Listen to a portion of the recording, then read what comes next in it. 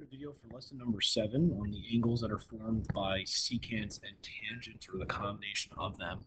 So I only have 2 questions here for you for homework. One of them deals with tangents, one of them deals with secants, just to start to get comfortable with the rules. We are actually going to be skipping lesson 8. Lesson number 8 is practice with secants and tangents. Unfortunately, we just don't have time to do it. So I'll be making a video for that lesson if you want more practice on this stuff, or if you want to try and come and see me with some of the questions from there. So let's start here with number 1. Number 1 tells us that we have 2 intersecting tangents. So the first thing I want to do is I want to construct a picture. It doesn't have to be perfect.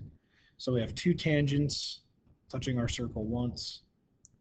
It then says that the arcs are in a ratio of 7 to 2. Remember, as soon as you see ratios, we want to make this 7x, 2x. 7x is going to represent the larger arc, 2x is going to represent the smaller arc. So if we're in a ratio of 7 to 2, I know that the 2 arcs together, since it's tangents, are going to equal 360. This only works if they're 2 tangents. If it's tangent secant, you're not talking about the whole circle. So then we have 9x equals 360, divide by 9, or x equals 40. Meaning the smaller arc is really 80, and the bigger arc is really 280. Now, if I want to find the angle, which I don't know, let's call it angle A. I can say A is equal to half of the difference of the 2 arcs.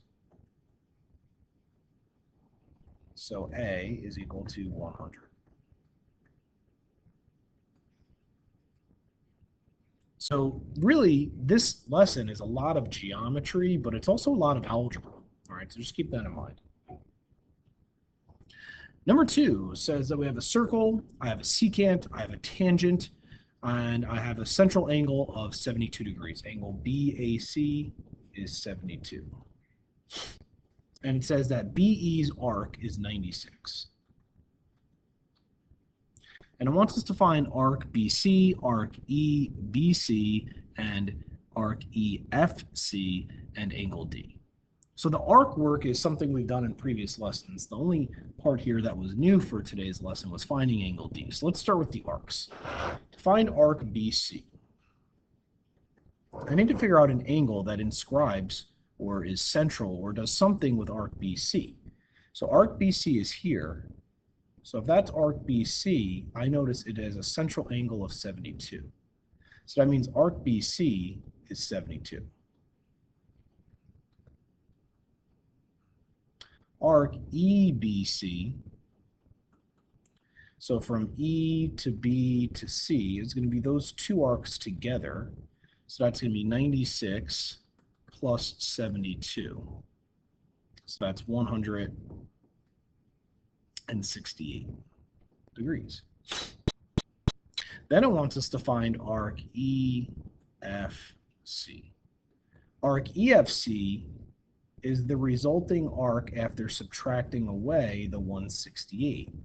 So the total circle is 360. If I subtract away arc EBC, I'm left with arc EFC. So that winds up being 192.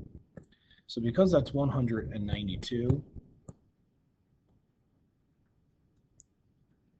I then have enough info to find the angle.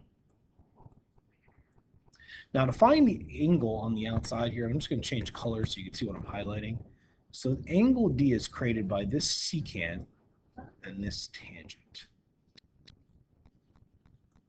So angle D is going to be equal to half of the difference of the 2 arcs.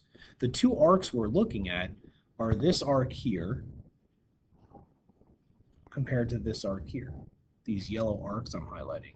The 96 is not needed to find the angle of D. So if I'm finding angle D, I then can go through and say, well, angle D is half of 192 minus 72. So angle D is going to be half of 120, or 60 degrees. Other than that, everything else that we did in class is pretty self-explanatory, right? Like I said, question 3 is kind of a challenge question. I will tell you, it comes out to be a system of equations. If you do question 3 and you want to see if you got it right or not, I will tell you tomorrow. Just come up and see me personally. It is a very, very, very challenging question, so try your best if you are attempting it. Other than that, good luck. See you tomorrow.